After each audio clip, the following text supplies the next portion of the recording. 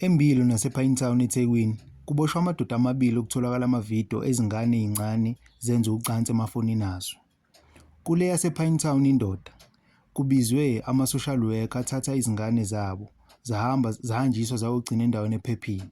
Kule yaseMbilo kubizwe u-SPCA wathatha izinja namakati kwayogcinwa endaweni ephephile. Sebewu-13 kuthi yishumi nantathu eSouth Africa ababoshelwe icala elifanayo. Amaphoyisa athanda ukubakhuza abantu ukuthi uma udawuniloda ividiyo noma ufaka amavidiyo ezingane zenza ucansi, yicala elibomvu lelo.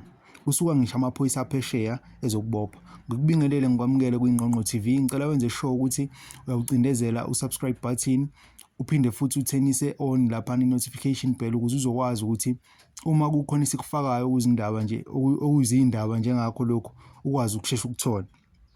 Lapha ngezansi sine comment section. Ungasifakela umbono wakho ukuthi wena ngabe ucabanga kuphi